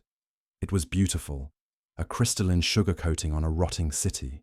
And it was, to the people of Philadelphia, the sound of the cavalry's horn, the sign that the war was ending. They did not understand the mechanism, of course. They had no idea of the existence of a small striped mosquito, the Aedes aegypti, which had been the true enemy all along. They did not know that this insect, which bred in rainwater barrels, stagnant ponds, and any container holding clean water, was the vector that carried the virus from person to person. They did not know that the cold did not purify the air, but simply killed off the adult mosquito population and halted the development of its eggs and larvae. The chain of transmission, which had operated with brutal efficiency for 3 months, had been broken overnight. All they knew was that it worked. In the days that followed the frost, the drop in cases was drastic, almost miraculous. The Bush Hill Hospital, which had been a hell on earth, suddenly had empty beds. The doctors, for the first time in months, were able to sleep through the night. The drivers of the death carts found their routes growing ever shorter. People began to open their windows, not to air out sickness, but to let in the clean, cold air they believed was their salvation. The relief that swept through the city was almost a physical force. It was palpable, a collective sigh that seemed to dispel the cloud of fear that had hung over Philadelphia. People began to emerge onto the streets, blinking in the November sun, still cautious, still eyeing their neighbors with a shadow of suspicion, but emerging nonetheless. They would greet each other from a distance, a mixture of joy and grief in their eyes, each survivor acknowledging another. The news of the frost and the plague's ending spread quickly to the surrounding towns and farms where the refugees had been waiting, and they began to return. First, it was a trickle, then a stream, and finally a flood. Carriages and wagons laden with belongings rolled back into the city on the Germantown and Derby roads. George Washington and his cabinet returned to the nation's capital. Congress prepared to reconvene. Newspapers, which had shrunk in size or ceased publishing, printed full editions once more. Shops reopened their shutters. The sound of hammers and saws began to be heard again, a counterpoint to the months of silence. Life, stubborn and resilient, was returning to the arteries of Philadelphia. The fever had not been defeated by medicine or by prayer. It had been vanquished by the calendar, by the simple, blessed arrival of the cold. The city had survived. But now, in the cold light of day, with the immediate threat gone, the real work began. To assess the scars and count the dead. The return to life was a slow and painful process, like waking from a nightmare, only to find the sheets soaked in a real, cold sweat. Those who returned to Philadelphia in November and December of 1793 found a city that was at once familiar and strangely alien. It was their home, but a home that had been violated, a place haunted by the ghosts of what had just happened. The smell was the first thing many noticed, though the cold had blunted the stench of death, an antiseptic. Sour aroma lingered in the air, a mixture of the vinegar that had been burned in every house, the tar that had been lit on street corners, and the remnants of gunpowder that had been fired in a futile attempt to purify the atmosphere. Then came the sights, the houses with a P painted in lime on the door, for pestilence, marking them as places of suffering. The windows that remained shuttered, not from fear of disease, but because there was no one left inside to open them. The overgrown gardens, the businesses with faded signs announcing a temporary closure that had become permanent. And above all, there were the gaps in families, in workshops, in the church pews. People were missing everywhere. The grim process of accounting began. The Citizens Committee, which had governed the city through the crisis, set about the task of compiling an official list of the victims. It was macabre detective work, involving the review of church burial records, reports from the death cart watchmen, and the testimony of survivors. The final figure they arrived at was 4,044 recorded deaths between August 1st and November 9th, but everyone knew the true toll was far higher. Many had been buried hastily in unmarked graves, in backyards or common pits, with no one to record their names. Modern historians, using demographic models, estimate the total number of dead was at least 5,000, and possibly more. 5,000 people in a city whose population, even before the Exodus, was about 50,000. That meant 1 in every 10 residents of Philadelphia had perished in the span of 100 days. If one considers that nearly half the population fled, the death rate among those who remained was staggering, closer to 25%. It was carnage on a scale the young nation had never witnessed. The bloodiest battles of the Revolutionary War paled in comparison. The demographic scars were deep. The plague had taken young and old, rich and poor, but it had been especially cruel to the heads of households, the artisans and laborers who kept the city's economy running. It left behind hundreds of widows and nearly 400 orphans who became wards of the city. The Masonic Lodge and other charitable organizations worked tirelessly to find them homes. But the social fabric was torn. Entire families had been wiped from the map, their family names extinguished in a matter of weeks. The immigrant community, especially recent arrivals from Saint-Domingue, had been decimated. The African American community, as Allen and Jones documented, had suffered terrible losses. Economically, the city was on its knees. Philadelphia was not just the political capital of the United States, it was its financial and commercial hub.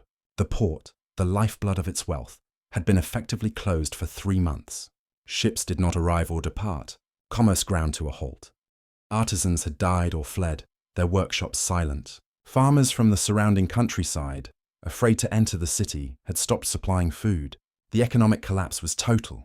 The recovery would take years. Philadelphia's reputation as America's healthiest and most prosperous city was shattered. Other cities, like New York and Baltimore, imposed strict quarantines on any ship or person coming from Philadelphia, treating it like a leper colony. But the deepest scars were psychological.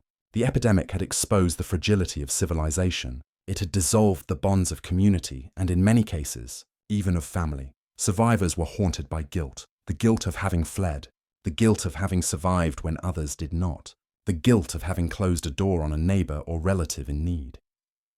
Trust had been broken.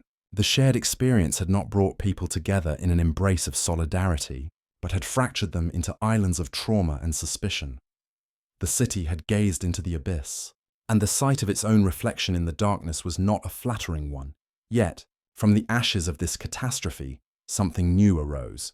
The plague of 1793 was a brutal wake-up call. It exposed the deadly inadequacies of the city's infrastructure and the utter absence of any kind of organized public health policy. People realized that they could not depend on individual charity or ad hoc volunteer committees to deal with a crisis of this magnitude. The government had a responsibility. In the years that followed, Philadelphia embarked on a series of unprecedented reforms. It was recognized that the city's water supply, drawn largely from local and often contaminated wells, was a hazard. This led to the construction of one of the nation's first municipal water systems, pumping cleaner water from the Schuylkill River. Steps were taken to improve sanitation, pave more streets and regulate the disposal of waste. And most importantly, the city established a permanent board of health, one of the first of its kind in America. This board was given the authority to impose quarantines, manage hospitals, and take the necessary steps to prevent future outbreaks. It was the painful, belated birth of public health in America, the idea that an individual's health was intrinsically linked to the health of the community, and that protecting that communal health was an essential function of government. Yellow fever would return to Philadelphia in the years to come, but never with the same apocalyptic ferocity of 1793. The city had learned a terrible lesson, one written in the ink of black vomit and paid for with 5,000 lives. The scars remained a permanent reminder in the city's memory of that summer and autumn when the sky fell, but those scars were also the map for a new path forward. Path toward a more modern understanding of disease, society, and collective responsibility. The great fire of the plague had cleared the ground, and from that scorched earth, something new and stronger was beginning, very slowly, to grow. When the first hard frost of November finally descended upon the Delaware Valley, it came not as a harbinger of winter, but as a release. The air, thick and foul for months with the smell of disease, death, and vinegar, suddenly turned crisp and clean. The exhausted survivors of Philadelphia, emerging slowly from their sealed homes, blinking in a pale sun, felt that cold was the signal that the monster, yellow fever, had at last retreated into its slumber.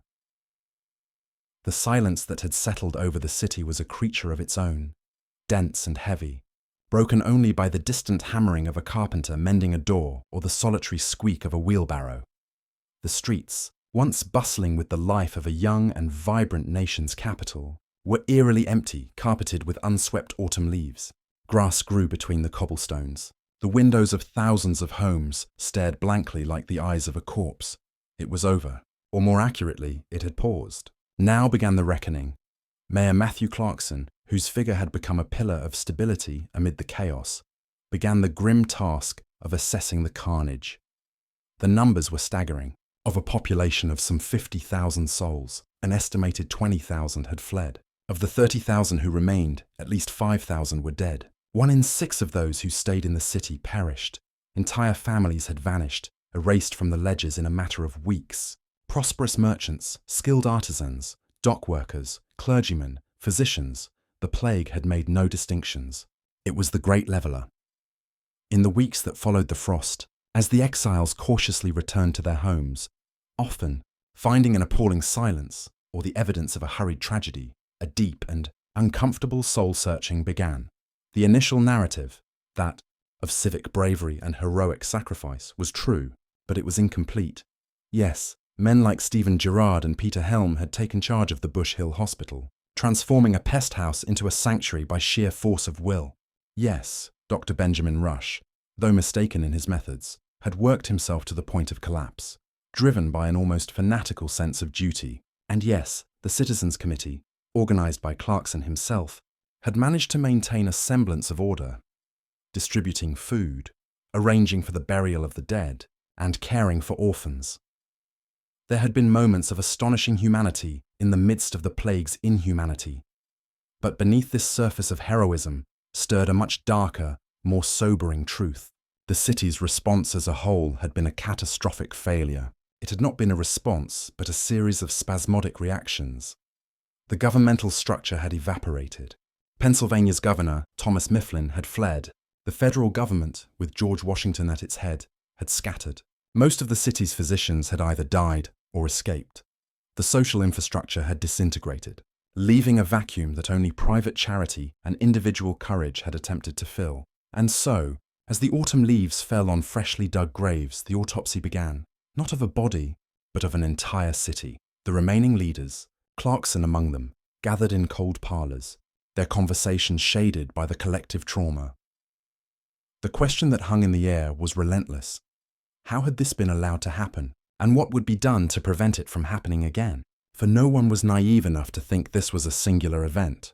Ships would continue to arrive from the Caribbean. Summers would continue to be hot and humid. The threat was permanent.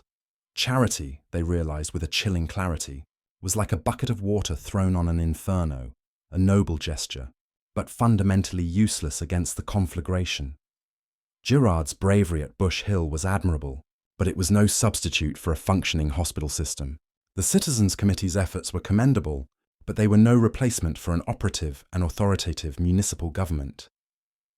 The ad hoc response, improvised in the heat of battle, had saved some lives certainly, but it had allowed thousands more to be lost. It had relied on the goodwill of a few, a notoriously unreliable and finite resource in a time of panic. What was needed was not more heroism. What was needed was structure. What was needed was foresight. What was needed was a permanent authority with the legal, power and financial resources to act before a crisis.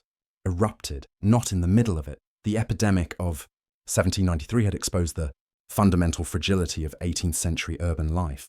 A city like Philadelphia was a complex and delicate organism, and its health depended on systems and organizations that, it turned out, barely existed. The conviction that arose from the ashes of that autumn was not simply that they must be better prepared. It was a far more profound realization. The health of the populace, public health, was not a matter of individual charity or private morality. It was a fundamental responsibility of government. To protect citizens from a foreign invasion was an accepted function of the state. To protect them from a microbial invasion, invisible and far more lethal, must be one as well. This idea, so self-evident to us today, was then radical. It was the lesson written in 5,000 tombstones. The tragedy had forced the city to look at itself in a shattered mirror, and the image it reflected was one of systemic neglect. The price of that neglect was counted in the unmarked graves in what is now Washington Square. And the payment to prevent future bankruptcies of human life would have to be the invention of something entirely new, a permanent infrastructure dedicated solely to protecting the life of the city. The winter of 1793 to 1794 was a period of mourning but also of furious deliberation. The trauma was fresh. The fear of recurrence was a palpable presence in every conversation. This fear became the engine of political change. In April of 1794, pushed by Mayor Clarkson and a terrified but determined citizenry, the Pennsylvania legislature passed a law that would forever transform urban governance in America. It created the Philadelphia Board of Health. This was not another temporary committee for an emergency. This was a permanent government entity, the first of its kind in the nation, endowed with powers that would have been unthinkable just a year before. The Board of Health was an entirely new beast. It had the authority to impose quarantines, not just suggest them. It could stop ships, inspect cargo and crews, and confine the sick and suspected to a designated station far from the city's dense population core. It was granted the power to declare and cleanse public nuisances, unsanitary slaughterhouses, foul-smelling tanneries, pools of stagnant water, heaps of rotting garbage. They could enter private property to remove what they deemed a threat to the communal health. This represented an astonishing expansion of state power into the lives of citizens, a direct challenge to traditional notions of the sanctity of private property. But the memory of the death carts rattling through the silent streets was a more powerful argument than any treatise on individual liberties. The freedom to keep a yard full of filth ended where the risk of your neighbours dying of fever began. The new board's first and most visible project was the reform of the quarantine system. The old station on Province Island downriver had proven porous and ineffective. Something more formidable was needed, a sanitary fortress. A new site was chosen in Tinicum Township, about 10 miles south of the city, at a place known as the Lazaretto. Construction began in 1799. It was no simple dock and shed. It was a purpose-built complex, featuring a main hospital for the confirmed sick, a quarantine building for healthy passengers from infected ships, and residences for the port physician and staff. Ships arriving from suspect ports, especially from the West Indies during the summer months, were required by law to stop there. A physician would board, examine the manifest, question the captain, and inspect the crew and passengers. Any sign of illness meant a mandatory quarantine, sometimes for as long as 20 days. The Lazaretto was the new gateway to Philadelphia, a door with a biological bolt. It was a physical declaration that the city would no longer trust to luck or the honesty of ship captains for its survival. But quarantine was only one line of defense, a wall against external threats. The 1793 epidemic, regardless of its origins, had thrived in the internal conditions of the city itself. The miasma theory, the belief that disease arose from bad airs emanating from decaying matter, was still the dominant medical explanation. For proponents of this theory, like Dr. Rush, the city itself was the patient. Its streets were arteries clogged with filth, its alleys, cesspools of putrefaction. The solution, therefore, was not just to keep disease out, but to clean the house from within, and for that, they needed a weapon. They needed water, a lot of water. Philadelphia, like most cities of the era, relied on individual wells and hand pumps. The water was often of poor quality, easily contaminated by nearby cesspits and drains. There was no system for flushing the streets beyond the occasional rain shower or the sporadic effort of a single citizen. The vision that emerged was bold and on a scale unprecedented in America. A municipal waterworks. The idea was to tap one of the city's great rivers, the Schuylkill, and use the marvel of modern technology, the steam engine, to pump water to a central reservoir from which it would be distributed throughout the city via a network of underground pipes. The project was entrusted to Benjamin Henry Latrobe, a brilliant British architect and engineer who would become one of the key figures in the building of the new republic. Latrobe's plan was a masterpiece of the era's engineering. In 1799, work began on the Center Square Waterworks. A neoclassical pump house was built on the banks of the Schuylkill, housing a massive steam engine. This engine pumped water through a brick tunnel to another, even more elegant pump house situated in Center Square, where Philadelphia's City Hall stands today. This second steam engine, housed in a beautiful marble rotunda of Latrobe's design, lifted the water into wooden tanks at its top. From there, gravity did the rest, sending the water through miles of wooden pipes made from hollowed-out pine logs. The system went into operation in 1801. It was a monumental achievement. For the first time, the citizens of an American city had access to a relatively clean and reliable supply of running water. Fireplugs allowed firefighters to combat blazes more effectively. And most importantly, from a public health perspective, it provided the means to clean the city. Streets could be washed down, flushing away the filth and refuse believed to generate the deadly miasmas. The center square system was expensive, prone to breakdowns, and served only a portion of the city. But it was a revolutionary proof of concept. It demonstrated that large-scale public investment and technology could be used to reshape the urban environment in the name of health. It was the direct forerunner of the magnificent Fairmount Waterworks, to be built a decade later, which would become a model for cities around the world. The quest for clean water, born from the terror of yellow fever, had started a revolution in urban infrastructure.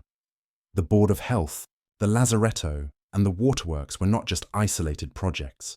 They were the interconnected pieces of a new philosophy of governance, one in which the proactive protection of citizens' health was a central priority. The catastrophe in Philadelphia in 1793 was not an isolated event whose consequences were confined to the banks of the Delaware. It was a detonation, and its shockwaves rippled across the young republic, fundamentally altering the relationship between citizens and their government. Philadelphia was not just any city. It was the nation's temporary capital, its commercial and cultural heart, the beacon of its Republican aspirations. When the capital was brought to its knees, the rest of the country watched in horror, and as it began to pick itself up, they took notes. The most immediate legacy of 1793 was the diffusion of the Philadelphia model. Other port cities, such as New York, Boston, Baltimore, and Charleston, became acutely aware of their own terrifying vulnerability. They were warrens of narrow streets, poor sanitation, and crowded docks, each just one infected ship away from suffering Philadelphia's fate. Panic was a great motivator. One by one, these cities began to establish their own permanent boards of health, often modeled on the exact legislative template of Philadelphia's. Quarantine stations were built at the entrances to their harbors, little lazarettos to act as sentinels against imported disease. Debates began on the necessity of clean water systems and the regulation of urban nuisances. The Philadelphia epidemic had created an urban survival manual, and other cities were reading it with fervor. This process marked a turning point in the history of American federalism. Although public health developed primarily at the municipal and state level, the crisis of 1793 had shown that an epidemic in a major city was a threat to national security. It disrupted commerce, paralyzed the government, and sowed panic. This led to the federal government's first foray into health policy. In 1786, Congress passed the first Mansine Federal Quarantine Act, which, while largely giving federal authorities the power to help enforce state quarantine regulations, implicitly acknowledged that health was a matter of national concern. It was a small step, but it set a crucial precedent for federal involvement in public health crises, a lineage that would eventually lead to the creation of institutions like the United States Public Health Service and the Centers for Disease Control and Prevention. Beyond the laws and the infrastructure, the most profound legacy of 1793 was philosophical. The Enlightenment and the American Revolution had enshrined the ideals of life, liberty, and the pursuit of happiness. The epidemic added a grim practical dimension to that promise. What good was liberty if one did not have the chance to live a life free from the constant threat of a premature and horrifying death from a preventable disease? The tragedy forced a generation of Americans to accept that Republican government had a duty not only to protect the political rights of its citizens, but also their physical well-being. The health of the Republic, they realized, depended quite literally on the health of its Republicans. This new understanding was not accepted without resistance. There were fierce debates over the cost of water systems, over the infringement on personal liberties posed by forced quarantines and sanitary inspections. But the memory of the summer of 1793 was too powerful an argument. The image of a city abandoned by its leaders, where the dead were buried in mass graves by a handful of volunteers, served as a perpetual reminder of the cost of inaction. The epidemic became the founding argument for public health in America. Every time a modern city cleans its streets, inspects a restaurant, purifies its drinking water, or quarantines a traveler with an infectious disease, it is acting on the principles forged in the crucible of Philadelphia. The tragedy of 1793 was not simply a story of death and despair. It was a catalyst. It was the moment a society was forced to recognize that survival in a world of invisible threats required more than prayer and charity. It required science, however imperfect. It required engineering. It required bureaucracy. And above all, it required the acceptance that the community is a body and that the sickness of one of its parts threatens the health of the whole. The 5,000 citizens of Philadelphia who perished in that terrible autumn did not know it, but their deaths brought a safer future for millions. Their suffering became the cornerstone upon which the edifice of American public health would be built. A silent but enduring legacy, born of panic and consecrated in reason, and so the city and the nation learned a hard lesson, that civilization is not just a matter of walls and commerce, but also of drainage, clean water, and an organized defense against the indifference of nature.